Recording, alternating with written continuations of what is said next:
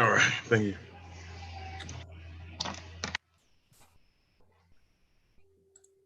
Okay, it looks like Mr. Curl has us live. All right, thank you, Beverly. I want to say good morning. I send greetings to each and every member and citizens of Chatham County and to our customers to support Chatham area transit every day. I would like to call this meeting to order at 10:01. Beverly, can you please start us off with roll call? Good morning, yes, sir. Chairman Cody, Present. Dr. O'Halloran. He's present. Okay, you're mute, but I have you present. Director Leggett. Present. Dr. Robinson. Present. Director Adams. Present. Director Lockett. He's present and muted. I have you present. Mark present. Director Stone. Present. Director Odell.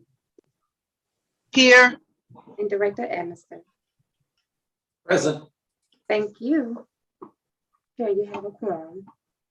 Thank you. All right. Chairman, Yes, Dr. Halloran. yeah, I'd like to move that we suspend the rules to allow one new item of business to be added to today's agenda. All right. Yes, can we take roll on that? I think we need a second. I'll second it. Okay. It's second. Beverly. And I'll do the Well, roll yeah, call. I'm sorry, what are we voting on? Amending the agenda.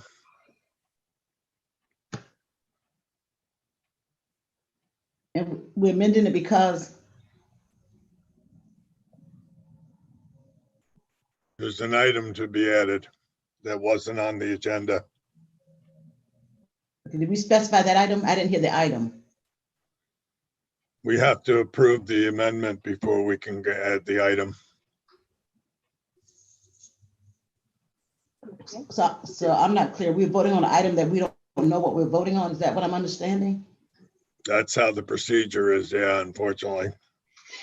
It's a two-step procedure. First, you have to have a motion to suspend the rules to add an item to the agenda, and then you have a second motion to add the specific item. Thank you, Ty. Can That we makes know sense. the Thanks. specific item, even if we're not voting on it?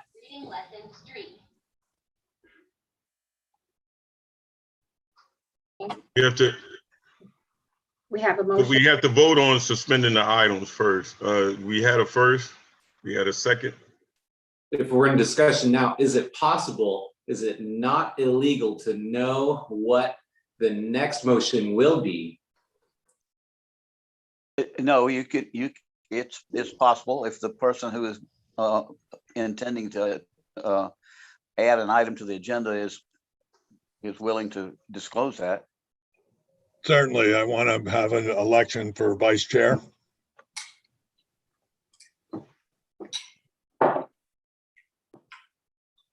And by the way, the first motion to suspend the rules would require a 2/3 majority. Okay. Chairman, are you ready for the roll call vote? Yes. Okay. Director Emerson, No. Director Odell, Yes. Director Stone, Yes. Director Lockett,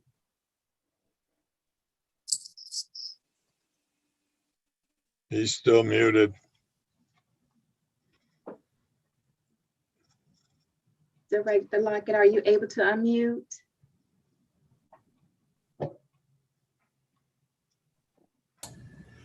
Yes, can you hear me now? Yes, sir, we can. Thank you.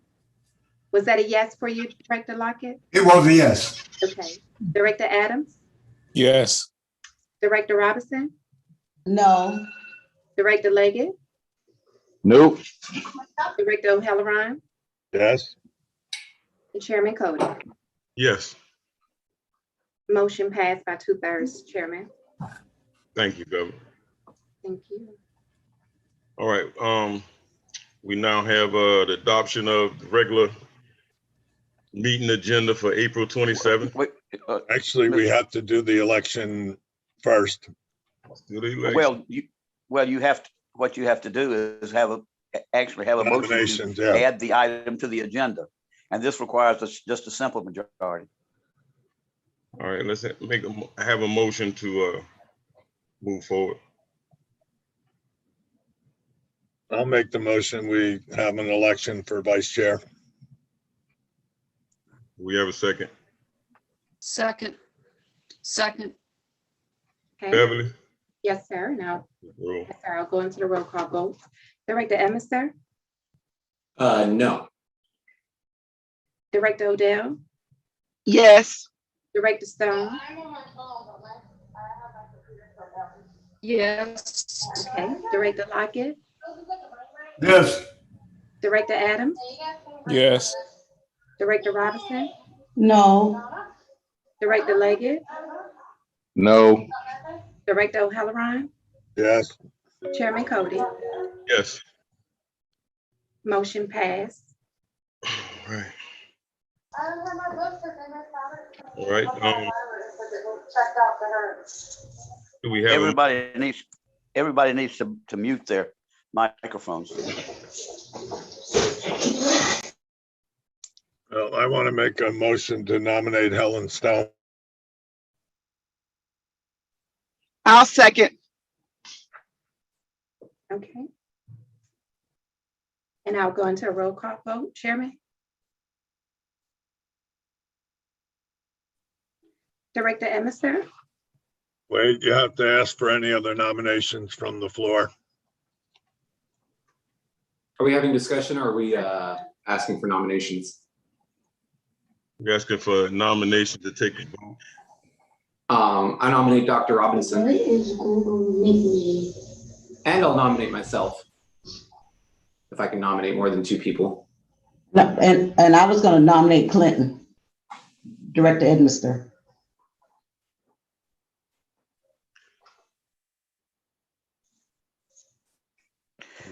I think all of you should specify what office you're making the nomination for.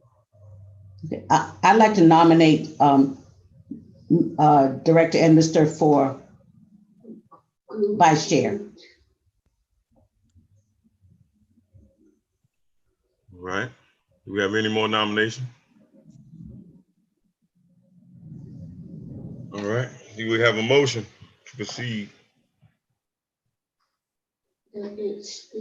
I make a motion to proceed. All right. Yeah, we're motioning to close nominations.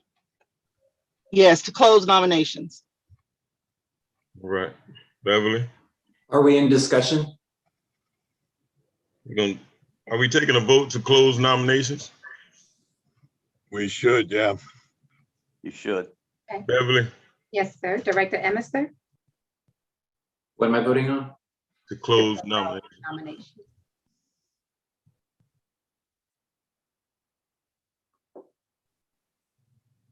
Yes. Director Odell, Yes. Director Stone, Did you get a mouse or cookie? Yes. Director Lockett,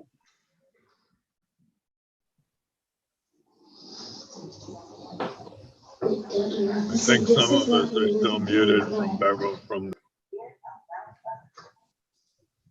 Yes. okay, thank you. Director Adams, Yes. Director Robinson, Yes. Director Leggett, Yes. Director O'Halloran. Yes, okay, I see you waving, acknowledging yes. Chairman Cody, there it goes. Yes. motion passed to close out the nomination. Thank you. We have a motion to take a vote.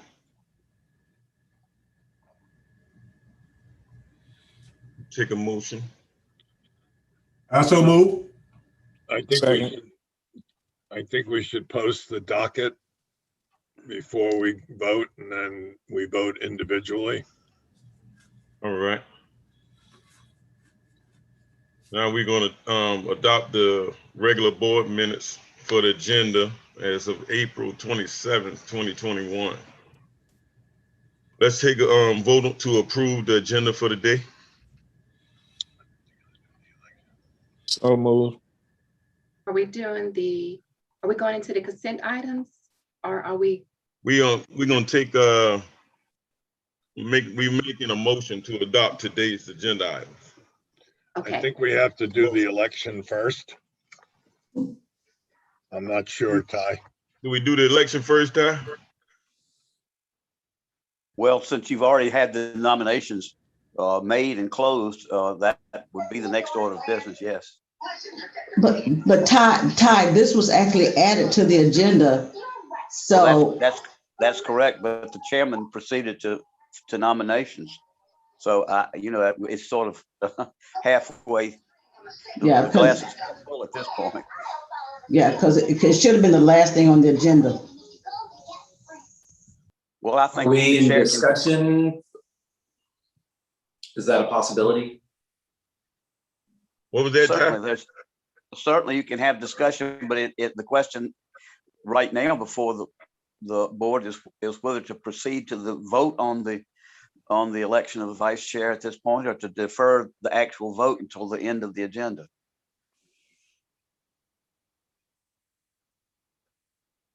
We can go into the vote now. I'd like to make a motion that we defer it for the end of the agenda. I would second that. Let's take a vote on it.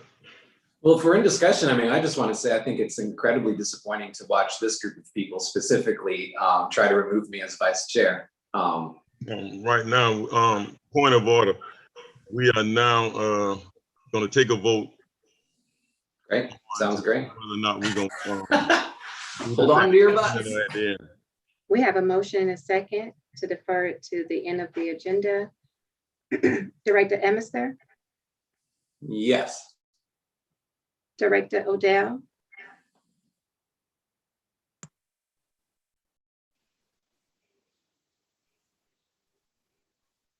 Director Odell. I got something in my throat. Give me a second. Okay, I'm choking. Hold on. I'll come back to you. Director Stone, No. Director Lockett, No. Director Adams, No. Director Robinson, Yes, Director Leggett, Yes. Director O'Halloran, No, Chairman Cody, No. and Director Odell. No. Motion failed. All right. We have a motion to proceed with the vote. I'll motion. Second. What is the motion? There's no need to a motion to proceed to the vote. That's up to the chair. You've already had a motion to defer and that failed. So at this point, the chair can call for the vote. Let's call for the vote. You get a discussion anywhere? No, we are moving on to take a vote. but, What are we discussing? Mr. Chair, I'd like to take an exception. I thought whenever you have a motion, before you vote, you can't have a discussion. So why are we not allowed to have a discussion? So I'm sorry? Yes, you're right. Let's have a discussion. Director Emister. Yeah, I'd just like to say publicly, I think it's really disappointing that we're doing this. I think it's, I mean, the vice chairmanship doesn't come with much. I will, totally say that. And being a minority voter in a whole bunch of these situations has been really frustrating to just see this board specifically kind of ignore the wishes of our riders and our operators and our staff and the citizens as a whole. And I'm really interested to see, how this system will continue in face of just ongoing complete lack of faith in this board from the people that are supporting it and using it. Yeah. I think again, it's part of, it goes into the city of Savannah not having representation on this board. And I think that's a serious problem. That's a serious challenge, and we've got to figure out a way.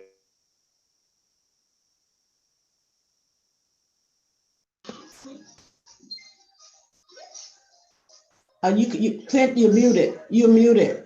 You're muted. I think also just to make the point is that we'll have, not a lot of representation from the city of Savannah on this board. It's only me, myself, and Dietrich Leggett. And instead, we're going to have, a representative from Garden City and a representative from the county as being the top two positions on this board. While at the same time, 96% of our riders are coming on the buses. Point of order, Director Edmiston, I think we're going way off basis. I don't believe we have. If I can just finish what I wanted to say, is that the lack of representation from the city of Savannah on this board will eventually have to come to terms with. And I hope you all are ready for that. But thank you. If I do get voted out, it has been a pleasure, and I'll continue, serving on this board with a smile and a wink. Everything's frozen now. I'd like, Chairman Cody. Yes, Director Robinson, please. Yeah, just a point for discussion. I'm a little bit disturbed by the whole process itself. I know that we can do this, but to do it, and the other board members, at least myself, had no prior knowledge that this was coming up until today. So it's like, we're being surprised with items added to the agenda and expected to vote on them and not be opposed to it because we just didn't know. So I'd like to, moving forward, if we're going to do these things, that we do it in a more professional way that includes all board members. And I think everybody has right their own opinion. So there's no reason to try to shut people down, in discussion. So, I'm just really disappointed in this particular process. Do we have any more comments? I want to make the comment that as far as my knowledge is concerned, I don't think any board members have had knowledge of anything going on previously to this fact. I think this was a random decision made by a member, and we took a vote on it. So moving forward, can we take a vote on the vice chair position? I think that's the next order of business. Yes, sir. And we have 3 candidates. Yes. So we would take a vote on each of the candidates. Okay. Are we doing it by announcing the names? Yes, let's announce the names. And Okay. do we just call for the name that we want to vote on? Do we want to take each individual separately? No, I think you can have each member vote because if it's a tie or not a majority, then it would work like a regular election where the top 2 would run off. All right. Okay. Director Edmiston? I vote for Dr. Robinson. Okay. Director Odell?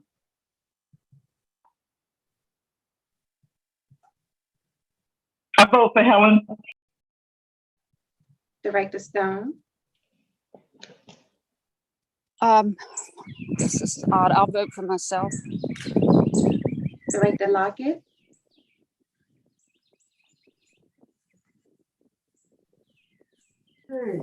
Peace. He's muted, Bev. Oh, I think we lost you. Director Lockett? Hear me now? Okay, we can hear you now. Director Stone.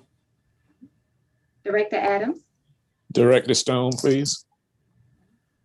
Director Robinson?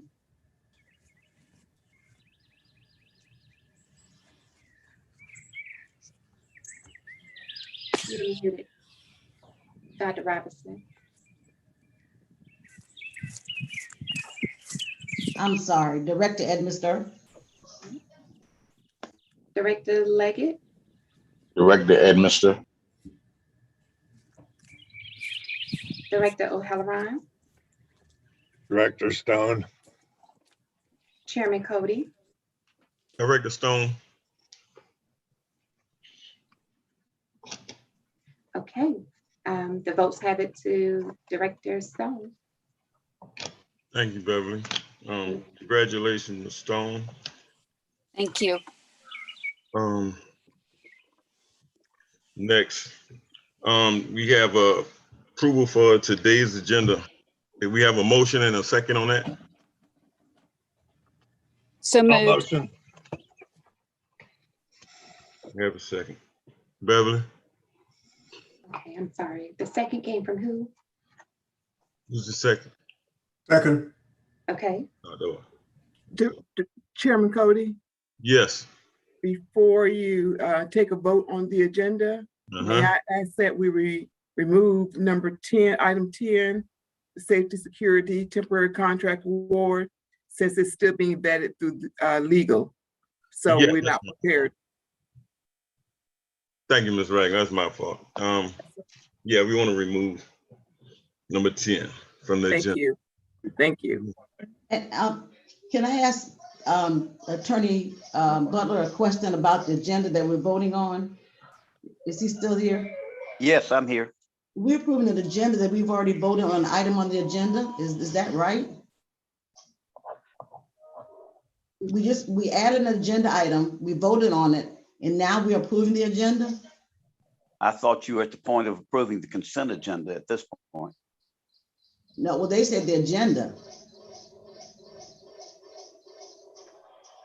We're going to approve the agenda, the amended Well, that's agenda. it's certainly not out of order to approve something that's been added to the agenda and then to approve the pre-announced stated agenda. Right. So moving on, we want to approve today's consent agenda. And we had a motion and a second. I'm going to amend my motion to remove item 10 since it's still under legal review. Yes. Beverly, let's take a vote on. We need to take a vote on removing item 10. no, sir. Do we have a second? No, you don't need to take a vote on removal. That's just any individual board member can request that an item be pulled. And that's what I'll Dr. second. Halloran has done. If we need one. Thank you. I just amended it to approve these consent agenda minus item 10. All right. So Yes. we're going to have 9 items on the consent agenda at this time. We have a motion on the floor and a second. Okay, we have the motion from Dr. O'Halloran and a second. Came Yes. from originally from Director Lockett.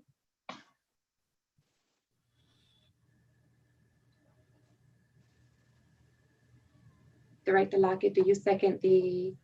Yes, I do. Okay, thank you. I'll do a roll call. Director Emerson, Yes. Director Odell,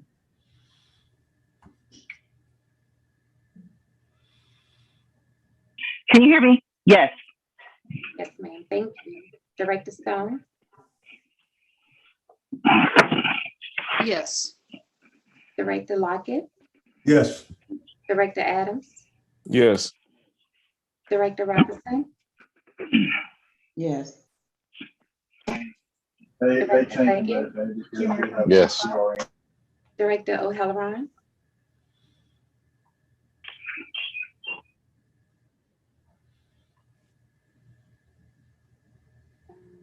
I think we lost Dr. O'Halloran. okay, I believe so. Chairman Cody,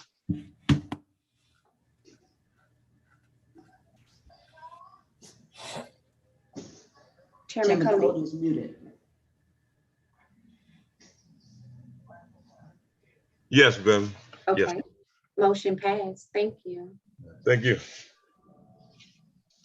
All right, we're going to. Could we lost Director O'Halloran? Give it a minute. Beverly, you checking on that? Yes, sir.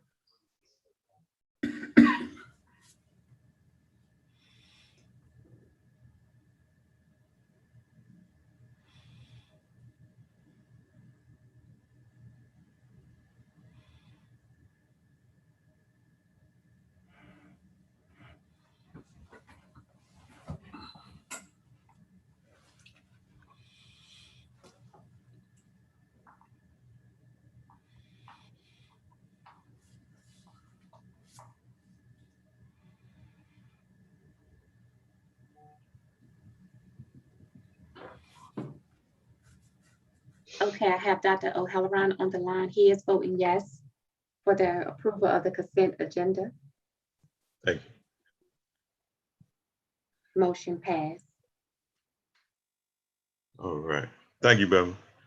We're gonna move now to the part of the agenda for the executive director's report and department updates. We'll use this time to hear from staff, Ms. Ragland. I'll turn the floor over to you for the department reporting. Thank you, Mr. Chairman. Good morning to the CAT Board of Directors, to staff, employees, and members of the public that might be joining us. I'd like to officially welcome Ms. Stephanie Cutter at this time, who has been employed as our Chief Financial Officer. We'd like to give her an official CAT welcome at this time. And I want to note as well that since her arrival, procurement and finance will be now reporting directly to her, whereas it had been temporarily reporting to me. So welcome, Ms. Cutter. Would you like to say anything to the board? How you doing, Ms. Cutter? You're muted. You're muted, Stephanie. You're muted.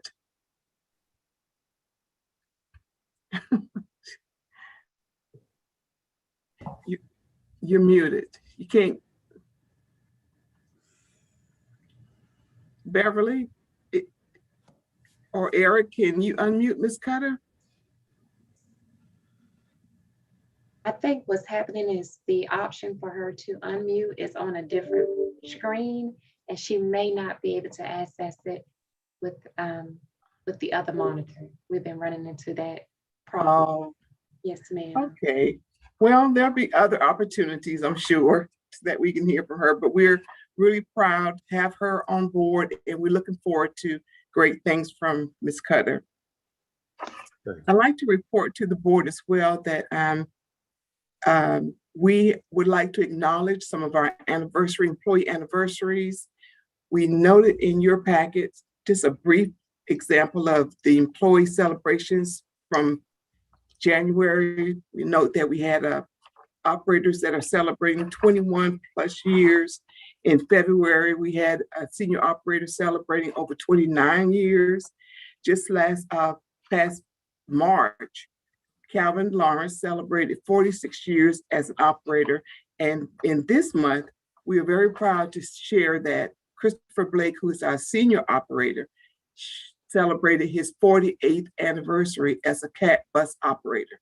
And that's phenomenal.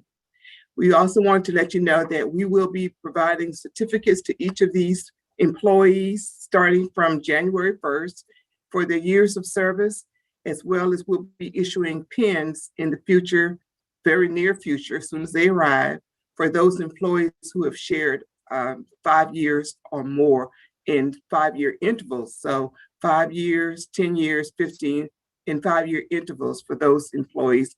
We've ordered special pins to recognize their service. I also want to let you know that we are planning to have a listening session, I think you all are aware of, on Thursday with Senator Warnock's office. It'll just be some information that they'll be providing about potential funding for Chatham area transit in the near future. We're looking forward to that, and we hope that you all will be able to join this session. We're really excited about the possibility of being recognized by the state and being able to receive funds from the state. So this is a potential game changer for Chatham area transit.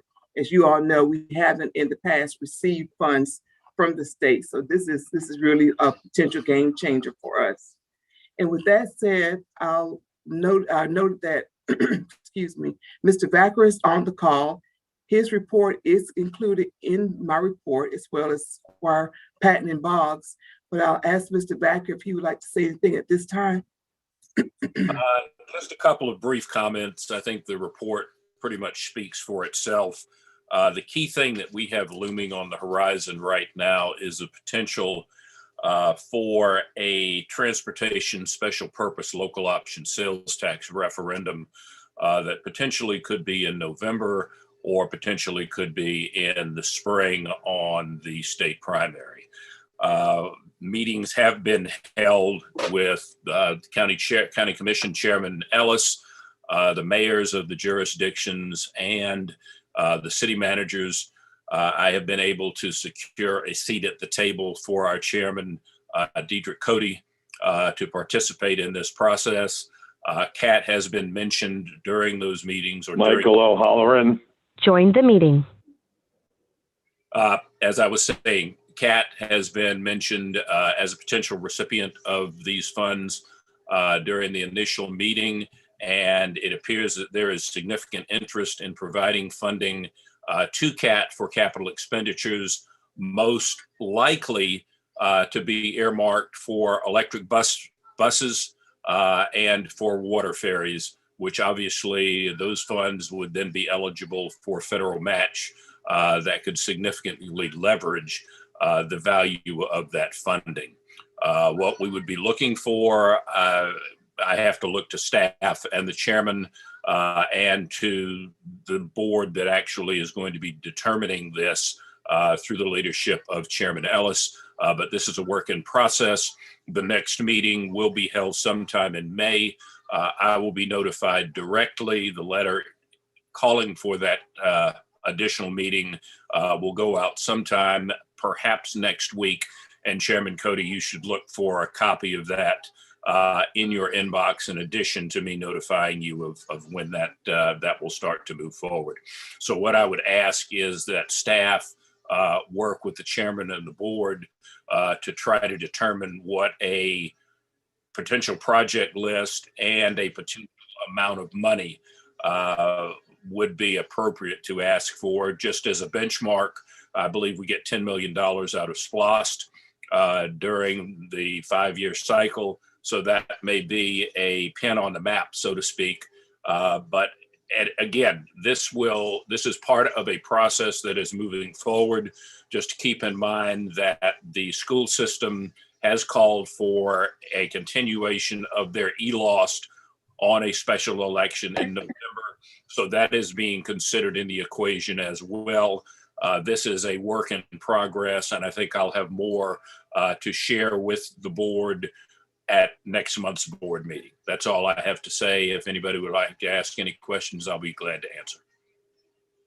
Thank you, Mike, and I look forward to that meeting also. I appreciate it. Thank you. Do you have any questions, comments? All right, Ms. Wright.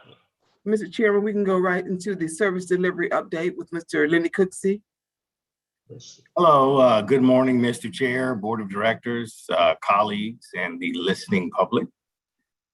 And as soon as this comes up, we'll go ahead and dive into some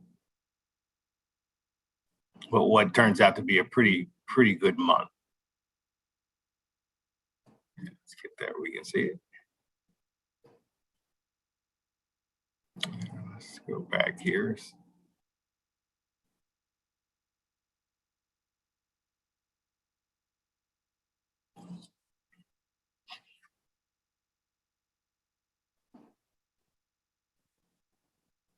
Just one moment as we try that again.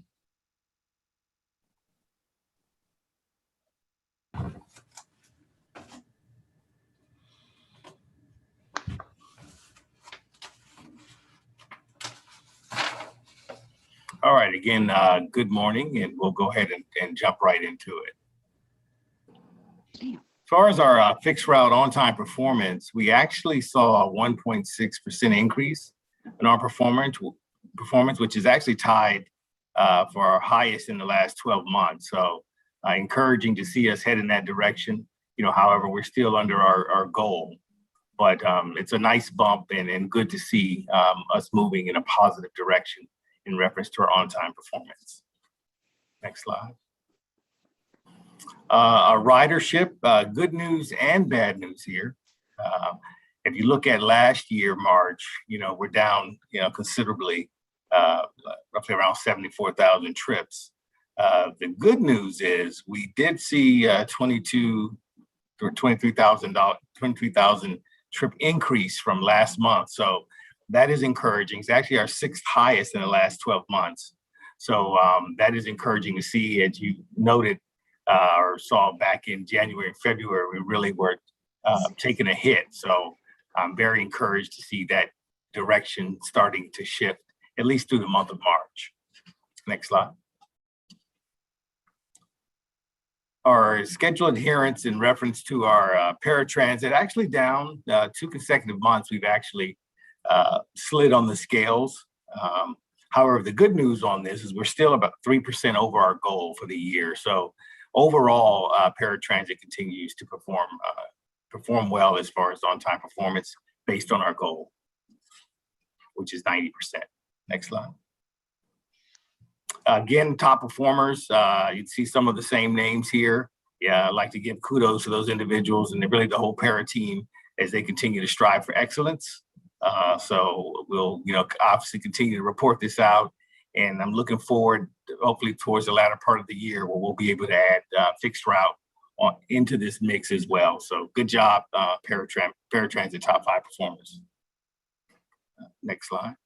As far as our ridership on paratransit, we did have a nice bump. It's our 4th highest in the last 12 months, around a 16% increase. So again, great numbers similar to fixed route. We're headed back in the right direction.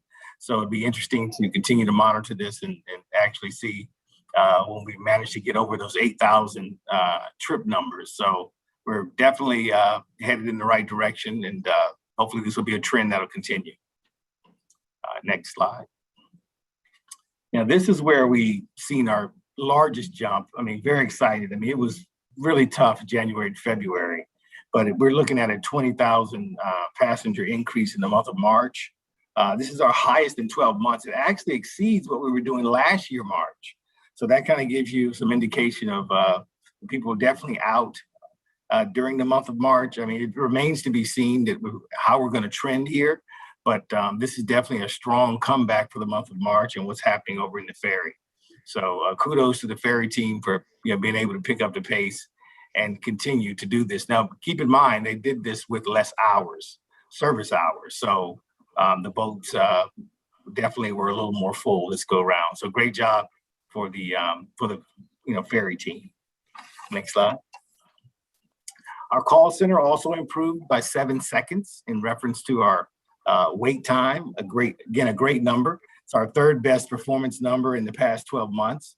So the call center continues to perform very well and do an excellent job. So great job to the call center team. Next slide. Incoming calls, huge bounce, again, up to 14,000 calls, our 4th highest in 12 months as well. So everything across the board, if you've noticed the trend, you see us performing better, more trips, better performance in reference to just about all of our areas. So March overall, if you compare it to what we had been doing during the pandemic, actually looks much stronger across the board. So great job again for the team in the cloud, handling these calls and doing such a professional job in doing so. Next slide. Something new that's actually required by the FTA, and that's our Transit COVID-19 Response Program. What they're looking for now is really how are we really looking for data, but also are we aware as well as how things look in reference to our response. This is actually started from March, was the initial start date through March of this past year. This March current, March 1st through the 31st was our actually first month reporting this. So some of the data is behind because we'll always be behind by the time the board meeting comes around. But what I did is I added just a few questions of type of questions. There's several more, but I just pulled out a few just to kind of give you an idea of some of the questions that they're asking is in reference to our, whatever, how, as far as our worker positives to date, fatalities, number of workers vaccinated, things of that nature. Now it's a volunteer self-report system that we use. So we make every effort to kind of back into those numbers to get this data. But I can report, we recently, and I don't know if someone will speak on this later, but I think about a week and a half, 2 weeks ago, we did have the health department here actually doing the vaccines for family members, employees, and open to the public. So we're trying to do our part in making sure that we're safe and able to provide, excellent service to the community, staying safe as well as in-house as well. Next slide. A little bit shorter today. I am open for additional questions. This is I put this picture up. This was actually Director Jimmy Gunby, who's director over our Marine Services, was out, early in the morning, one of the morning shifts, and he sent me this picture. And he said, "You know what? That's one of the great things about Savannah and on the river. First thing, you get this beautiful view." And so he shared that, and I just thought I'd share a little sunshine as well today. It's such a beautiful picture taken from our ferry, and I'm open for any additional questions at this time. Mr. Cooksey? Yes. This is Dr. Robinson. Yes, ma'am. I saw your graphs and they're all nicely done, but I was trying to follow you based on your report, and I didn't see those graphs in your report. Did I miss something? No, you did not. But at times when I compile the data to put the graphs together, a lot of times it's after. The information is there, but I just graph it this way so you can see it and kind of pull out some critical data. But by the time we submit our information and the time that I reconcile to put the graphs together, it's usually afterwards. And that's why you don't see them initially with the report, even though this information is in the report. Right. And I was trying to follow along. I got you. From the report to the graph, but it was difficult to do. Okay. But anyway, the graphs look nice, but I was just wondering how could I connect those to the actual report itself? Sure. Well, I can work on, I'm in the process of working on a new way that we share or look at the status report that will be more in line with the graphs. I haven't worked that out yet. I have a mock-up, but it's not ready to present at this time. So it would be easier to follow in the future. So that's a work in progress. And I had one question about the uptick in the passengers on the ferry. Yes. And the dot system. If uptick has to do with probably more people coming into the city, staying at the hotel, would you think that contribute to the uptick? More visitors? Yeah, because there were no, as far as the schedule that was provided to me, there were no major events that took place in the month of March. So it's probably a combination of people are, there's some people are being vaccinated. They want to get out. The weather was pretty good for the month of March. All those factors, I believe, played a part in the increase. Now, granted, the numbers were so low, we had really nowhere to go but up as well. So that's why I'm very interested to see how we're going to trend over the next 3 months. What is that going to look like? I mean, are we here to stay? Or are we going to be bouncing up and down? And is there any information on the dot? Is there any information on the dot system? Yeah, so as of right now, it looks like June 1st is our target date to begin that service. So we're in the process now of, we are a little short on operators, so we're in the process of hiring and recruiting for that. We're also working on a new bid for the operators as well to take that into account. So we're doing work on our end to prepare for the dot rolling out June 1st. I have a question.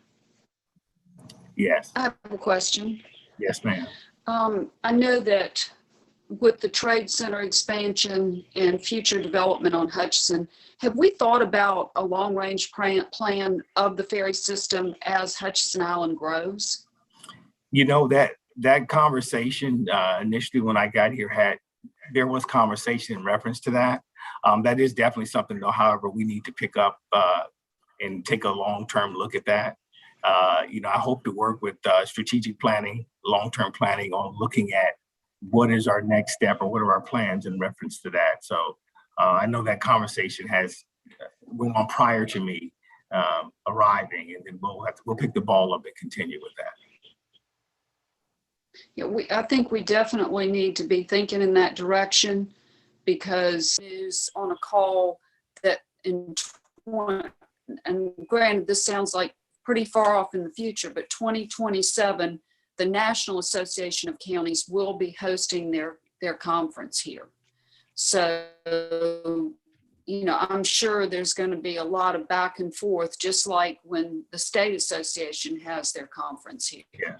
Yes, it's not too far in advance. You're correct. You can never plan, you know, too soon. So I agree. want to make sure that we're on top of this. Yes. Right. Yes. Okay. Yes. Thank Yes, Director. You're welcome.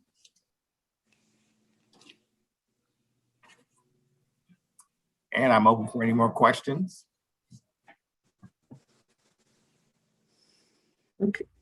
Okay, if there aren't any more questions, we'll just move to Bryn Dice, who is our Chief of Service Development. Good morning. Thank you, Mrs. Ragland, and good morning, Mr. Chair and Board of Directors and the rest of the team. I'm just going to share my screen here.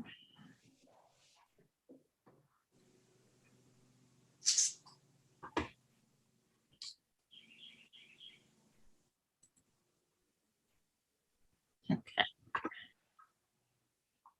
So as a reminder, you know that my division includes transit planning, long-term planning, route scheduling, innovation, and business development. I skipped one. I wanted to touch base on the Transit Asset Management Committee. You know that we wrote our TAM plan in 2018 as required by FTA. And I just wanted to give you an update of how that committee works and how often we meet. That is an internal committee that meets monthly. In these meetings, we've established asset management performance goals and targets. We focus on fully utilizing our existing resources and addressing known gaps. And Michael O'Halloran. Join the meeting. And that includes securing necessary funding to keep all our transit assets in a state of good repair. We know that multiple assets will be arriving here in the spring and summer, such as our electric buses, our support vehicles, and some paratransit buses. So once the majority of those buses have arrived on site, our committee will recommend an update of the TAM plan, and I anticipate that I will bring that to you as the board for approval in July or August of this year. Just wanted to give you an update on where we are there. Next, I wanted to touch on the Transportation Appropriations Subcommittee earmark funds.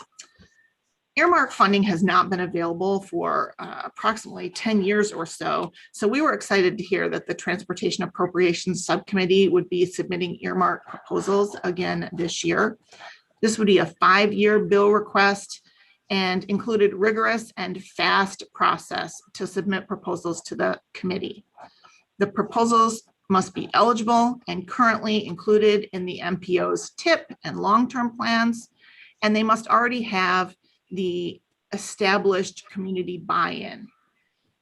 So again, there was a short turnaround to get required information to the committee members, and we did submit a few weeks ago, maybe a week or so ago, to Mr. Buddy Carter, 2 proposals.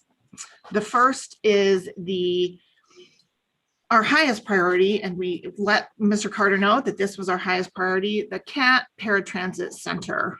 We know that the board has been discussing that we have outgrown our CAT Central location. We just have a lot going on there and could use some more space. So we proposed this CAT Paratransit Center as a fully modernized facility for all transit activities. It would increase the efficiency and reliability of service and would give space for bus parking and potential growth there. It would also allow for a state-of-the-art travel training location to teach ADA customers how to navigate the public transit system safely. And again, it was included in the FY 21 to 24 TIP and the 10-year strategic plan. In addition, we submitted a second lower priority earmark proposal, which is a CAT park and ride facility program. The regional program would expand into the 8-county region would have that potential and would benefit commuters, employers, and the community with a reduced need for parking at destination locations. It would also reduce traffic, congestion, and air pollution. And again, this was a plan that was included in the FY 21 to 24 TIP. It's in the Mobility 2024, the 10-year strategic plan, and Savannah's tricentennial plan from 1733 to 2033. It's crazy to think that Savannah is almost 300 years old now. So I just wanted to let you know that we did submit those to Mr. Carter's office, and the current surface transportation program authorization expires on September 30th of this year. So we imagine, we know that decisions will be made prior to that for these earmark funds. And lastly, I just wanted to give you a quick recap of our FY 21 FTA low or no emissions grant application that you saw in the consent agenda this morning. I know that application is 16 or so pages long. So just wanted to give you a quick recap, and also for the public that we applied for the purchase of 3 Gillig 35-foot electric buses. That includes infrastructure and depot chargers, opportunity charging station, and associated architecture and engineering. We requested about 3.1 million in federal funds, and that would leave a local match, which we would get from SPLOST of almost 800,000. The total project is 3.9 million.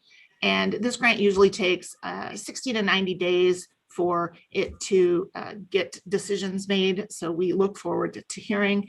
I'm going to predict, but we hope that we get the grant funding, and we look forward to hearing about it later this summer. That's all from my team. I did include in your packet the update from the marketing and communications team. And I think we have Mr. Eric Curl prepared to give you a quick update on that. So I'll turn it over to him. Excuse me, Brenda, is your report included on our packet as well? Yes. I went through it. I didn't see where it was. I didn't see it. It is, let me find it. Yes. Ms. Guys, I believe Dr. Robinson is speaking on the presentation. Oh, the presentation itself, again, I'm in the same boat as Mr. Cooksey, that I gave you all the information to go with it, but just threw some extra slides up to give you a little bit more information. All of that information is included in your packet under the system development update, which is. Yeah, I've looked at that. Okay. Starting at page 114.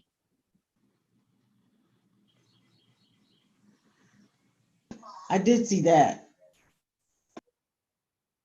And you can see on page 115, the TAM committee update on then the congressional earmark funds. And I didn't give a recap of the grant application there because it's earlier in your packet in the consent agenda.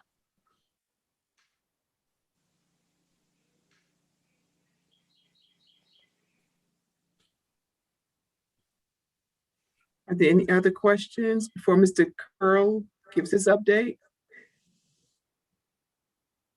Okay, Eric. All right. Good morning, Board of Directors.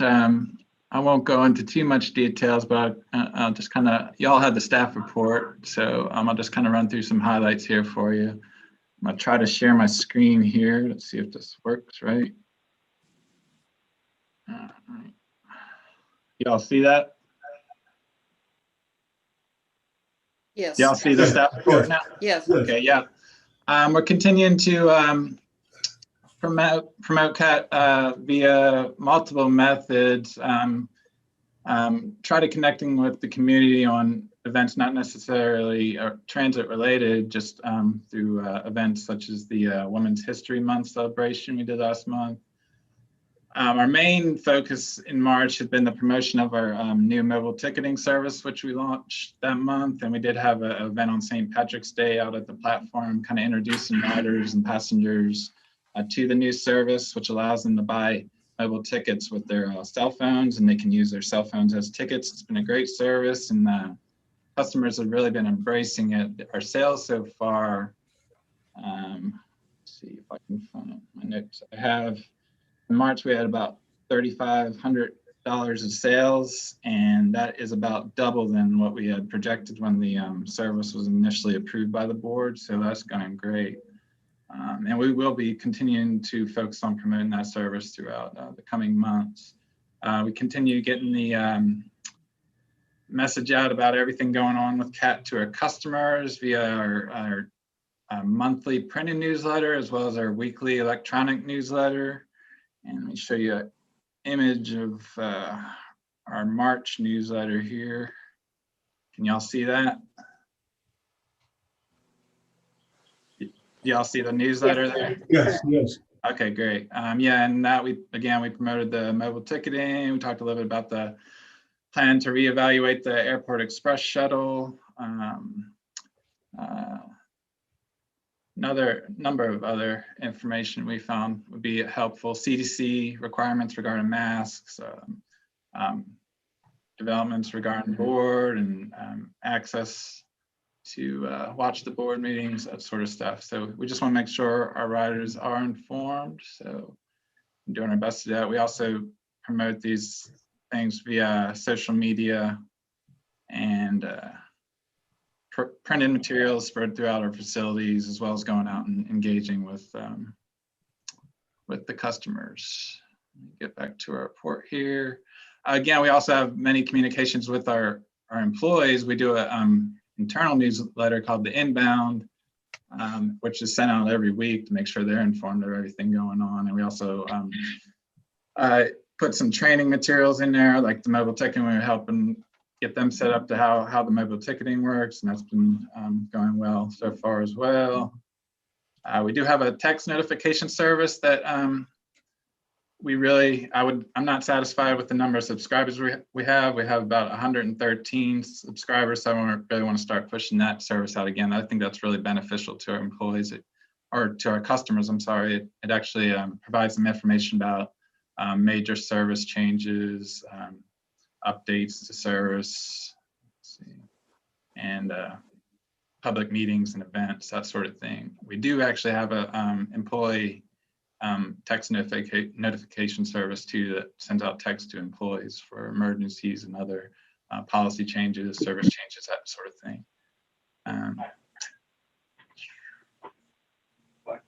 We've been helping get some training going on for our intelligent transportation system, which we're hoping we anticipate launching late in the year, I believe.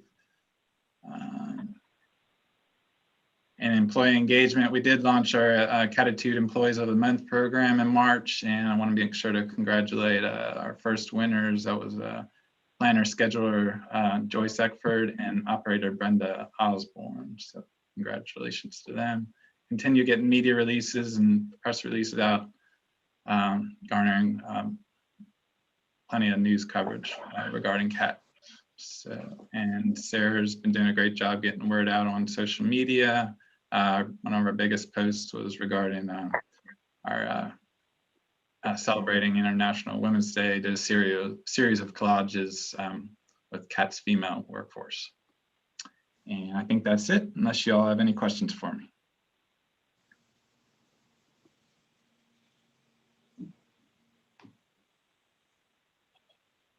Great job. I love it. Thank you so much, Eric. We appreciate you. Thank you. If we don't have any other questions or comments for Mr. Curl, we'll move to Mr. Hall, who's our Chief Safety Officer, for his update. Charles? Yes, I'm here. I'm trying to get my screen on board. I don't know what happened with that.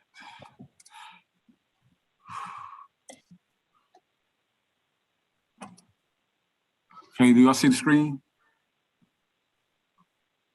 Yes, sir. Yes, yes. Okay. All right, I'll start with my COVID update. As you know, the numbers are still kind of moving up and down. I did, as you can see by your report, a month-by-month comparison.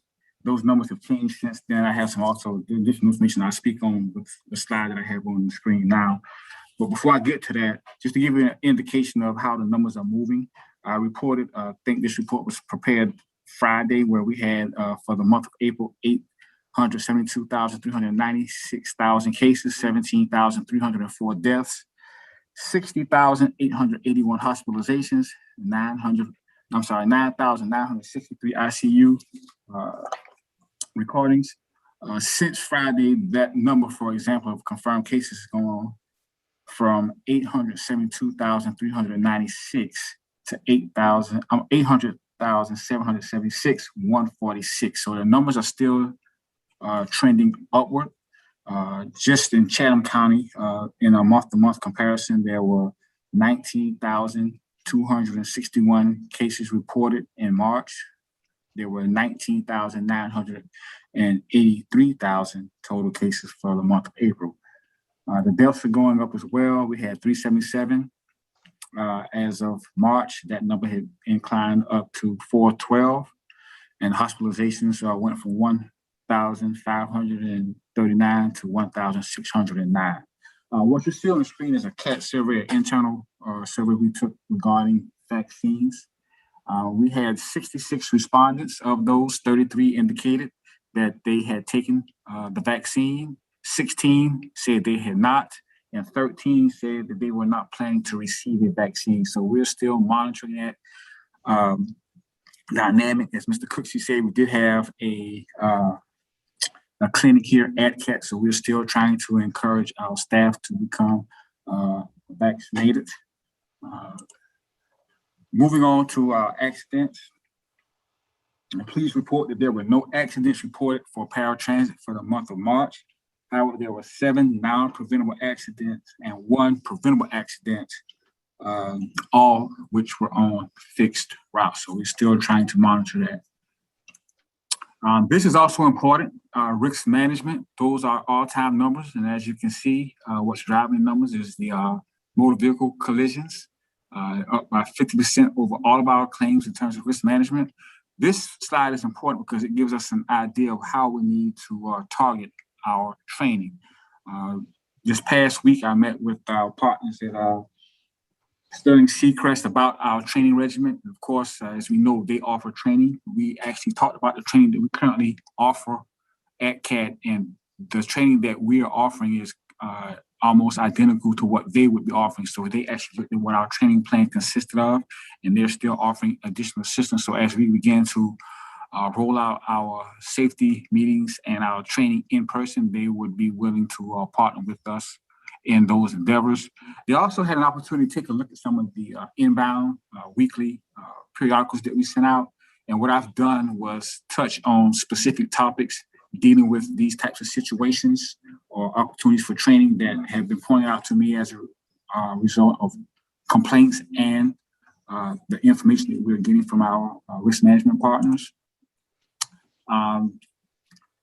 Just to give you an idea of how we moved that forward, that training that I just spoke of, our CDL recipients that are going through the training now, they're getting that same training.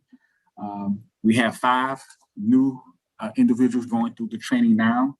1 is director and 4 are maintenance technicians. And as I indicated, what we're doing with training, those topics that you see in terms of what we included in the newsletter include drug screenings, preventable accidents, distracted driver, and even shop safety. So those topics are driven by what we're finding in terms of the number and the types of claims that we're receiving from our partners.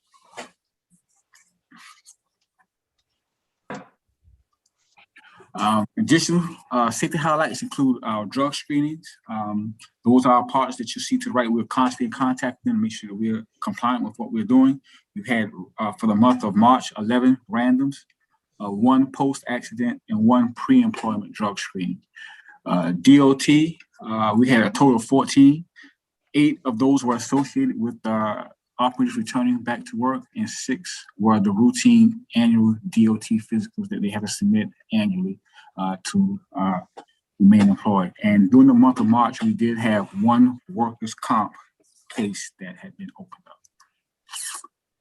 Physical security, during the month of March, we're still in the process of seeking out service providers for a month-to-month service agreement, and that was primarily because we are getting ready to hopefully issue an RFP for a permanent service agreement. But in the interim, we needed to make sure we had some measures that would be put in place until that RFP could be disseminated. We also were able to begin printing IDs. Initially, the machine was reported to have been broken, but we were able to circumvent. Join the meeting. We were able to begin printing photo IDs as another layer of our security measures here at CAT. We did have 1 card reader repaired, and we're still in the process of getting our camera and surveillance system revamped. So all those things had been taking place in March, and we'll continue to move forward through the month of April and beyond. Are there any questions? I have one in reference to the training that's being offered by the insurance company. Is it part of our policy? Is it free, or are they going to charge us? Oh, it's already included, and it's included. So they will be complimenting us as we move through the training. They actually looked at some of our training records and the topics that we were going through. They actually looked at the curriculum that we were teaching from, and it was in accordance with what they would have been teaching anyway. So we're still in sync with what we need to be doing. Yeah, I think if it's free and we're paying the premiums, we should use it. Absolutely. Are there any other questions? Yeah, Charles, just a quick idea. What were the 7 preventable accidents? They were non-preventable, where cars struck the buses. Oh, okay.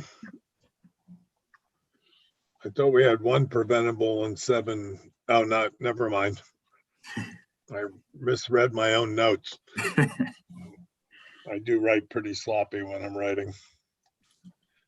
That's all. Thanks. Sorry. Been a minute getting back on. Okay. Thank you, Charles. Now we'll hear from Ms. Cutter as she presents the financial update. Thank you, Ms. Ragland. Good morning. Good morning. Chairman Cody and Board of Directors.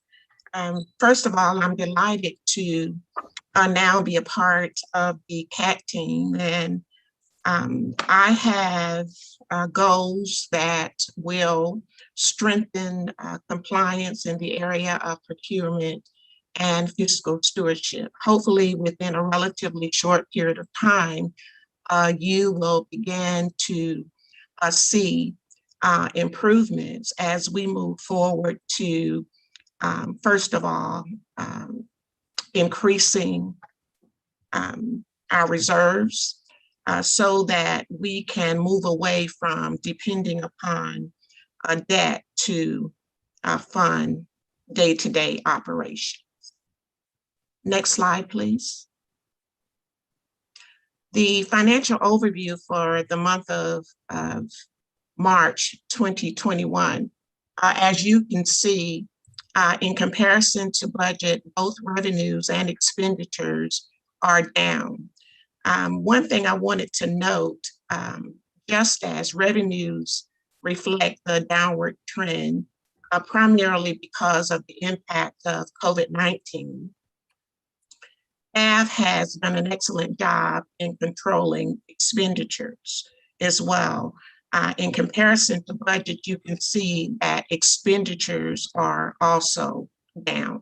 Revenues for the month of March totals $1,148,815 in comparison to the projected March budget of $1,508,475, a variance of $359,661.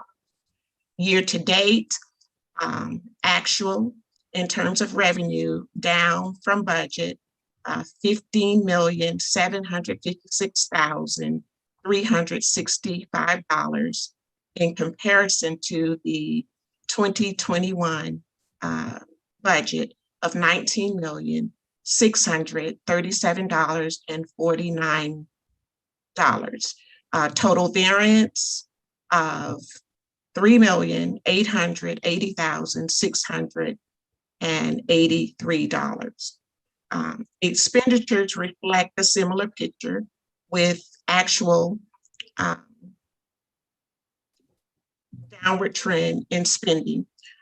Actual for the month of March, $2,058,114 in comparison to 21 budget of $2,296,656 for a variance of $238,542. Year-to-date numbers are reflective of the same, with actual expenditures of $17,956,086.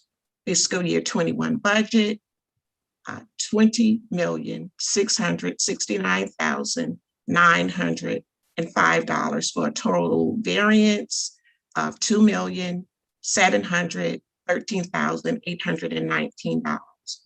If you look further down on the slide and examine the net income loss for the period fiscal year 2021, actual for the month, a variance of $121,119 and a year-to-date variance of $1,166,864.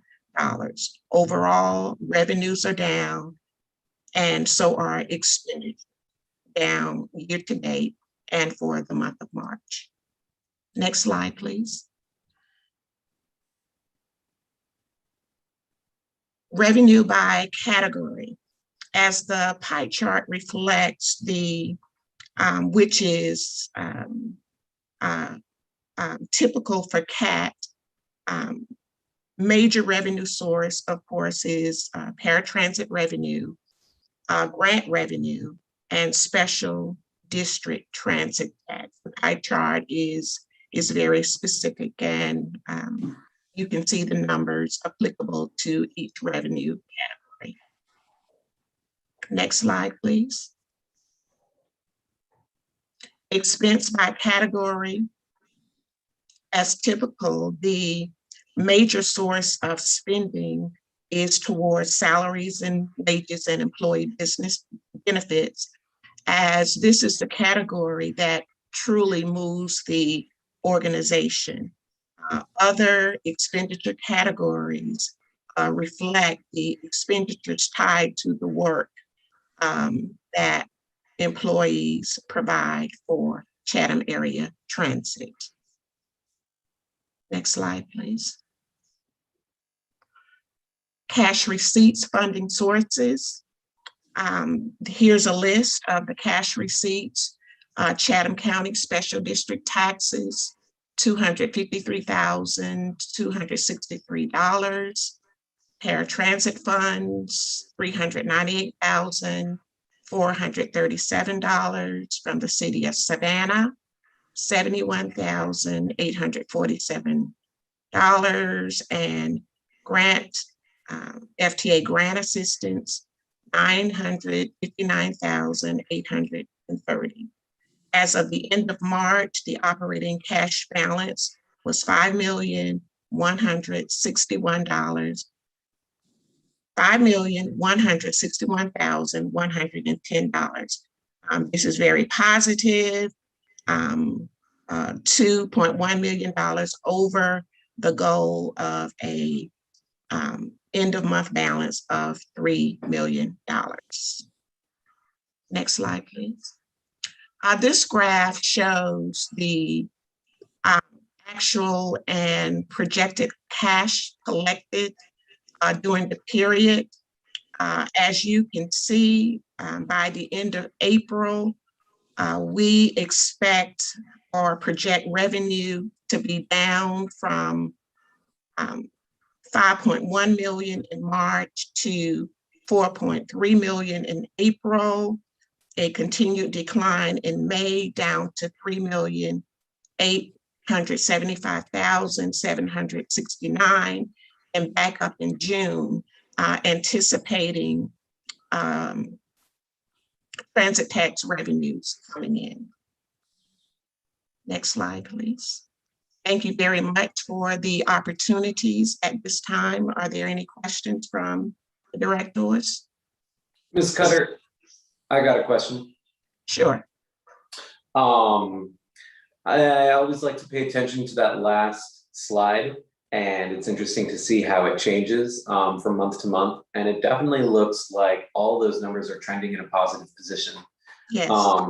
As somebody who's fairly new to the organization, but also has a background in dealing with large and complex organizations, can you, maybe not from a numbers standpoint, but how do you feel about the financial health of the organization? Explain to me as if I were in kindergarten. Okay, and since I've started, I've been looking at the trends as it relates to finances, also expenditures, in addition to use of the line of credit. I have had discussions with Ms. Ragland as well as with staff. It's very important that we move away from financing operating expenses with borrowed funds. Therefore, it's going to be a priority that we work towards building a reserve so that and project those periods of slow cash flow, wherein we prepare for them rather than relying upon a line of credit to carry us through that. Overall, I think from the period of time that I've examined, I think staff has been very conscientious and looking at and realizing that revenues are down and putting forth the effort of reducing expenditures wherever possible. That was a ray of sunshine to me versus walking in and seeing revenues going down, but expenditures still climbing. So I think the organization, through the leadership of the board of directors and dedicated staff, I really believe that we're heading in the right direction. Another area that we will be focusing in on to ensure that we are on the right path is training in the area of procurement, working very closely with Bren in terms of grant funding, and just keeping a microscopic eye on the dollars, how they're spent, and ensuring that the monies is coming in and it comes in because we'll be compliant and growth within the city in Chatham County. And the reasoning behind moving away from using the line of credit is, I would imagine, is that due in part to just we pay interest on that money? Absolutely. And if we're not paying interest, then that's sort of from our contingency fund. That makes sense. Yes, yes. That's just more money to add toward a reserve to prevent reliance on a line of credit down the road. We should all desire to be self-sufficient. If I may, I'll just say that when Ms. Cutter, when we spoke initially, that I shared with her the need to be careful with our expenditures, the things that we had already put in place since I've been in this position, things that we were doing to really be critical of how we use the monies. And she was pleased to hear that we were already having things in motion, as she shared with me, that that she could work with, and she could work towards that sustainability, financial sustainability that we needed. So we were right on the same page, I'm glad to say, and I'm looking forward to continuing as we upright the organization. Thank you. Yes, Dr. Halloran, did you have a question? Yeah, I have a couple of questions. Are we still having a board workshop next week on the 4th? Yes, sir. Do you know what time that's going to be? I don't know if that's been decided. Beverly, have you sent out any information about that? Miss Val, yes, ma'am. It's tentatively set for 11 a.m. Okay. Okay. And I've been, are we having a budget meeting on Thursday? Yes. Yes. Okay. I will not be able to attend that at 1 o'clock. Oh. Okay. Well, we might be able to, let me speak with Jeray about that, Dr. Owen. Do you have any availability? Or we can speak offline on that. Yeah, because I have a couple of doctor's appointments, and we also have that meeting with Warnock staff on that Thursday at 10 o'clock for an hour and a half. Yes, sir. Well, I'll connect with you on that one. And just as an update, I know this goes back and forth. It's been back and forth a dozen times. The line of credit that we established through the county to get a better interest rate is technically an emergency fund, because we all know once you take money out of that other fund, it's never going back in. The line of credit forces us to pay that back. It also keeps us from dropping below Wells Fargo's required amount of money to be in the account, which is an even heavier penalty if we fall below that. That was strictly there for an emergency use. It's paid back in a very short period of time, and the interest rate is not dramatic. It's like 2%. You break that down over 12 months, it's a very small percentage. We don't really depend on it unless there's an absolute need in a moment's notice. So I don't know. We keep sounding like we want to eliminate the line of credit, and I've never seen any reason to do that, because if we don't use it, nothing happens. There's no charge for it. It's literally just protection. You know, if we have a hurricane and we shut down for God knows how long, suppose our building gets hit and buses get destroyed, we could be millions of dollars in the hole.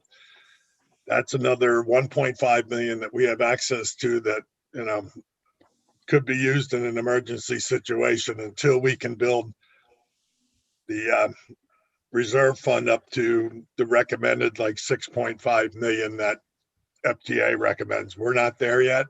This is a stopgap between the 4 we have and the 6.5 we need. And looking at the budget next year, putting any additional money in that fund looks bleak. We're already trying to get us out of the hole by making massive cuts in some things that we think we can do. We'll get more information on that next week. It's not finalized yet.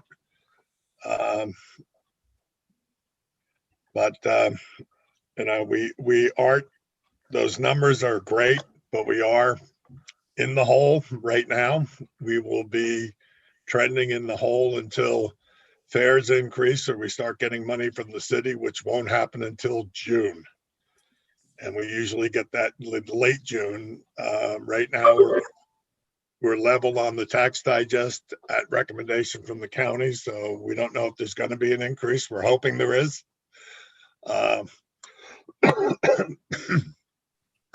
But those numbers that we saw are not as positive as we're taking them to be. And I think a few of us are going, yeah, that's really not positive until at least late June, early July. So we just have to keep that in mind. We're still making cuts. We've cut out a couple of things that are going to hurt. Yes, sir. We did have to make some hard decisions, but they Yes. were necessary decisions. But we hope that, as you said, in June, we'll start seeing the flow of revenue and things will start looking better for us. But right now, we did have to make some hard decisions. Yes, and we still have to make hard decisions over the next 2 months to end this Yes. fiscal year. Because Yes, as sir. the chart shows, we're Actually- like, what, 2 million in the hole for the year? Yes, actually, over the next 4 months, historically, yeah. it's been hard for the cash flow, for slow cash flow for the first 4 months or so of the new fiscal year. So yes, we will continue to make those hard decisions. And do we have a date on the city restarting their services With the dot shuttle, and the senior circulator? I know we're not getting the SSU shuttle back anytime soon. they haven't had any discussion about the senior circulator, but we have a targeted date of June 1st for the dot shuttle. Okay, that'll be a nice source of revenue coming in. Yes, sir. I think that was it for me. Thank you, everyone. Yes, sir. Dr. Robinson? I think one of the things that's encouraging for me is to hear Ms. Cutter talk about what the staff is doing to reduce expenditures. So for me, that's encouraging. And I want to say to the staff, just keep up the good work. And I think we're going to all get through this. Thank you.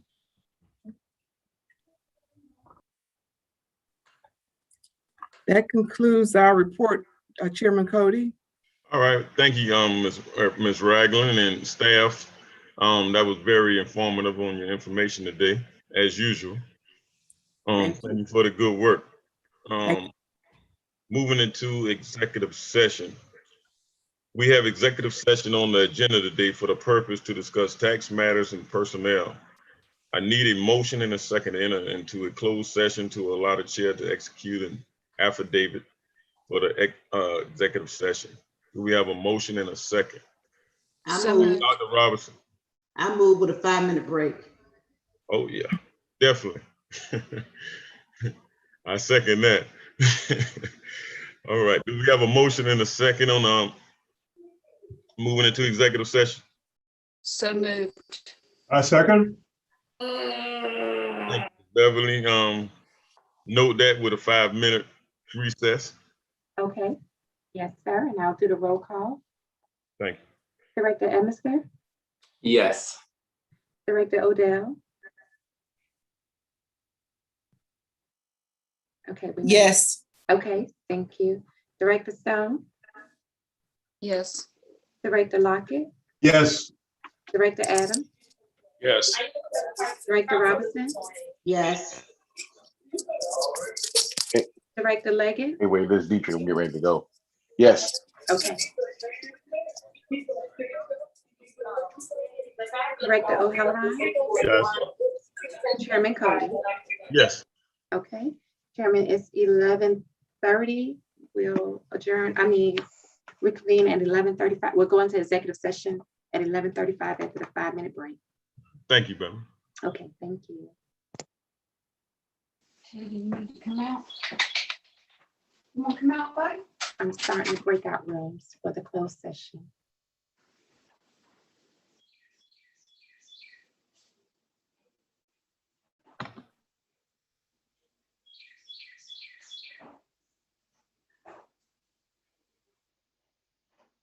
Come on, come out.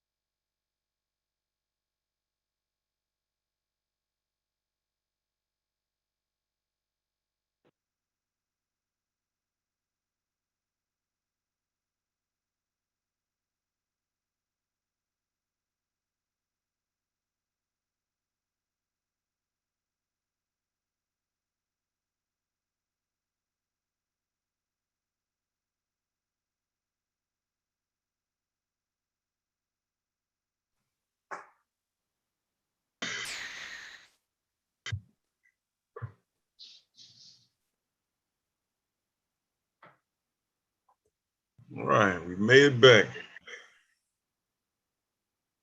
All right, now that we're back in the open session, I'd like to announce there were any votes taken or actions taken during executive session.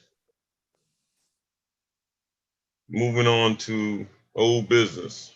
Do we have any old or unfinished business? Nothing. Do we have any business? Huh?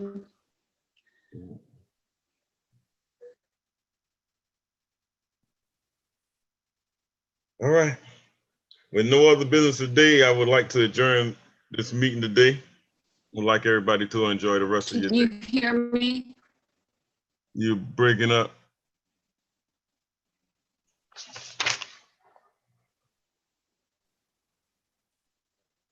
I guess.